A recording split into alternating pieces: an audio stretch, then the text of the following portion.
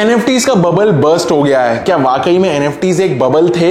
इस वीडियो में हम इन सारी चीजों के ऊपर बात करने वाले हैं। स्टार्ट करते हैं सबसे पहले एक फैक्ट से कि लास्ट ईयर सितंबर से आज तक जो एनएफटीज की वैल्यू है वो अप टू 92% ड्रॉप हो गई है। एक तरफ जहां पे आर्टिस्ट के लिए डेफिनेटली ये एक तरीका था अपने आर्टवर्क को मोनेटाइज करने का, जो अदरवाइज वो बिना किसी इंसेंटिव के एज यूजुअल कर ही रहे थे। दूसरी तरफ अगर सेलर टू बायर का रेशो देखो तो वो हो गया है 5:1। मतलब अगर 5 सेलर खड़े हुए हैं एक एनएफटी को बेचने के लिए तो उसके सामने सिर्फ एक बायर है। अब यहाँ पे ना कुछ एनएफटीज के ट्रू स्टोरीज के बारे में बात करते हैं। सबसे पहले जैक डॉर्सी जो ट्विटर के सीईओ हैं, उन्होंने अपने एक ट्वीट को एनएफटी में कन्वर्ट किया था और उसको बेचा था। अब जिसने ये खरीदा था उनका नाम है सीना इस्तावी, जो कि एक ब्लॉकचेन डेवलपमेंट कंपनी के ओनर हैं। तो रिसेंटली उन्होंने जब अपने इस एनएफटी को सेल करने की कोशिश करी तो उन्होंने चूज किया ऑक्शन फॉर्मेट, मतलब highest bidder win. Highest bid आई सिर्फ और सिर्फ $14,000 की, जिस वजह से उन्होंने वो बेचने का ना सोचा और उनको लगा कि इसी में समझदारी है। मुझे ये नहीं समझ में आया जब उन्होंने इतना महंगा ट्वीट खरीदा था तब इनकी ये समझदारी कहां गई थी।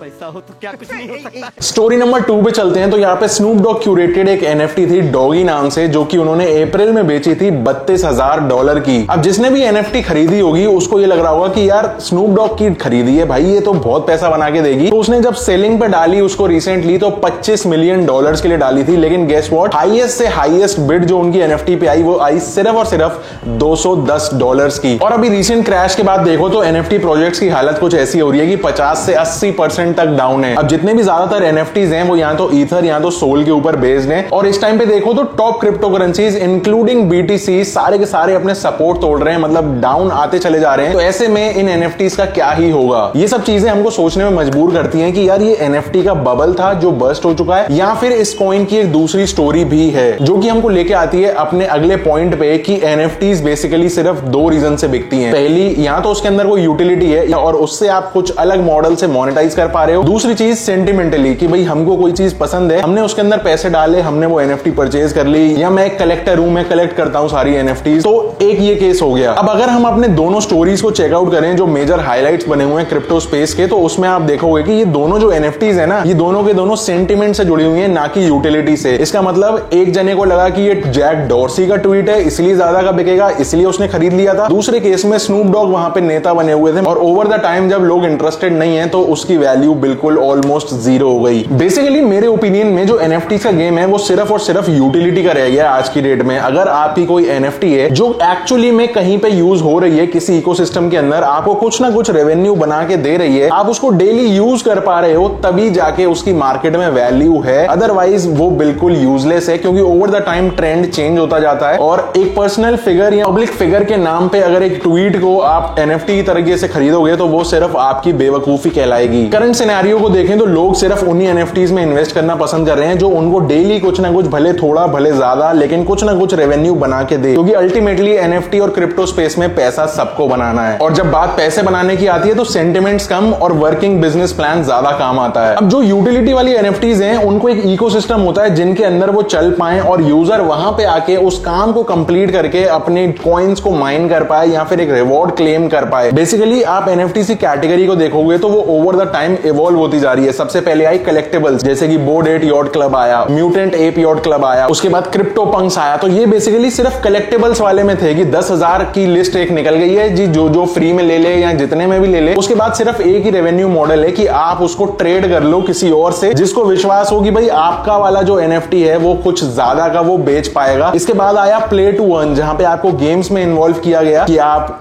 एक्सी इन्फिनिटी का एग्जांपल या पेगैक्सी का एग्जांपल लेता हूं, तो वहां पे आप एक उनकी एनएफटी खरीदो, उसके बाद आप गेम खेलो और इवेंचुअली वो भी फेड आउट होता चला गया क्योंकि लोग बोर होने शुरू हो गए। क्योंकि इतनी ज्यादा देर तक एक बोरिंग सा गेम कोई क्यों ही खेलेगा? आप 1 महीना खेल सकते हो, 1.5 महीना खेल सकते हो, लास्ट टू लास्ट 2 महीने, उसके बाद नहीं। इस साल नया ट्रेंड चल रहा है मूव टू अर्न का, जिसमें आपको पैदल चलना होता है, जॉगिंग करनी होती है। एक बेसिकली एक फिटनेस से उन्होंने कर दिया कि हर कोई फिट तो रहना ही चाहता है, तो इस बहाने इंसेंटिव भी कमा लेगा। तो अभी मूव टू अर्न का ट्रेंड चल रहा है। एक अपकमिंग ट्रेंड है स्लीप टू अर्न, जिसमें स्टेकिंग का कॉन्सेप्ट ये लोग लेके आ गए हैं कि आप सोते रहो और आपके पैसे बनते रहेंगे। कैसे? सिर्फ जो आप कॉइन्स कलेक्ट करते रहोगे वो आप दोबारा से स्टेक करते जाओगे उन्हीं के इकोसिस्टम में। बेसिकली किसी भी प्रोजेक्ट को सर्वाइव करने के लिए एक ऐसी यूटिलिटी देनी पड़ेगी जो लॉन्गेटिविटी या फिर सस्टेनेबिलिटी ज्यादा से ज्यादा कर पाए। और ये जो ट्रेंड्स है ना, ये कभी खत्म नहीं होंगे, ये चलते रहेंगे, इवॉल्व होते रहेंगे। पिछले प्रोजेक्ट की जो कमी थी उसको अगले साल वाले प्रोजेक्ट्स जो है सही करके उसको फिर से लॉन्च करेंगे किसी दूसरे नाम से, और ये ये सिलसिला पूरा चलता रहेगा। काइंड ऑफ एक बहुत तगड़े लेवल की फिल्ट्रेशन चल रही है एनएफटीज की। अब बहुत ही ज्यादा specific type of utility case वाले एनएफटी प्रोजेक्ट ही सर्वाइव करेंगे, जो आगे जाके और इवॉल्व होते चले जाएंगे और इवेंचुअली मार्केट लीडर बन जाएंगे, क्योंकि लोग अब डिसाइड कर रहे हैं कि उनको कौन से एनएफटीज में इन्वेस्टेड रहना है और कौन से में से कैश आउट करना है। क्योंकि एक तरफ इन्फ्लेशन मार रहा है, दूसरी तरफ मार्केट क्रैश मार रहा है, और तीसरी तरफ हर कोई ये चाहता है कि उनकी जो इन्वेस्टमेंट है वो काइंड ऑफ एक सेफ कैटेगरी में पड़ी रहे rather than highly risky investment, जैसे कि $32,000 की खरीदी और 210 की भी नहीं बिक रही है। जहां पे एक तरफ बोर्ड एप याcht क्लब के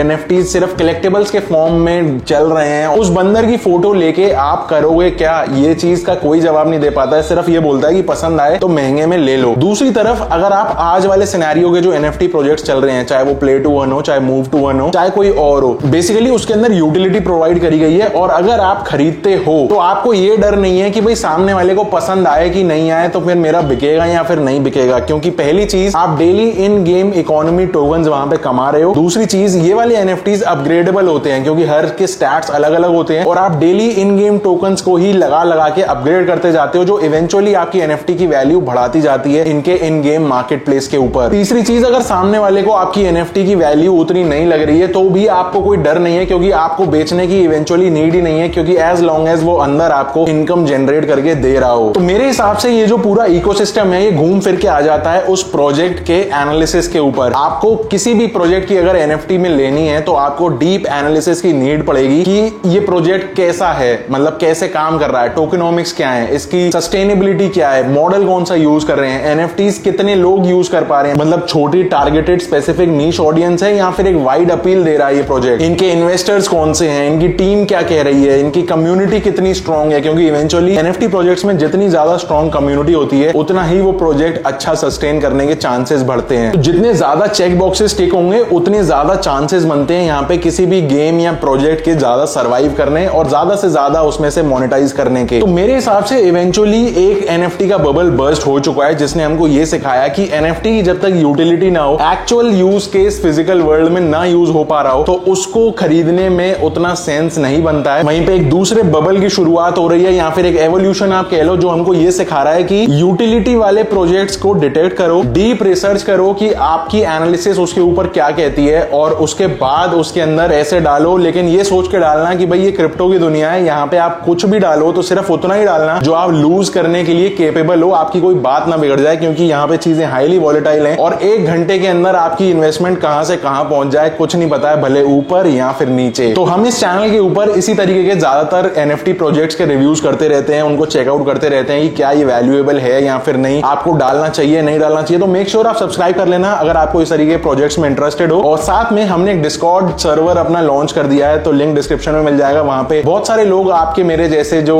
क्रिप्टो लवर्स हैं, एनएफटी लवर्स हैं, तो वहां पे एक अच्छी कम्युनिकेशन बन जाती है, नई नई चीजें पता चलती हैं, एक्सपैंड करने की प्लस ऐसे ज्यादा बनाने की। तो मेक श्योर आप वहां पे ज्वाइन हो जाना अगर आप डिस्कॉर्ड यूज करते हो। तो इस वीडियो में इतना ही था, पसंद आई तो लाइक कर देना, सब्सक्राइब कर देना चैनल को। मिलता हूं आपसे अगली वीडियो में, तब तक के लिए स्टे सेफ, स्टे एनएफटीफाइड।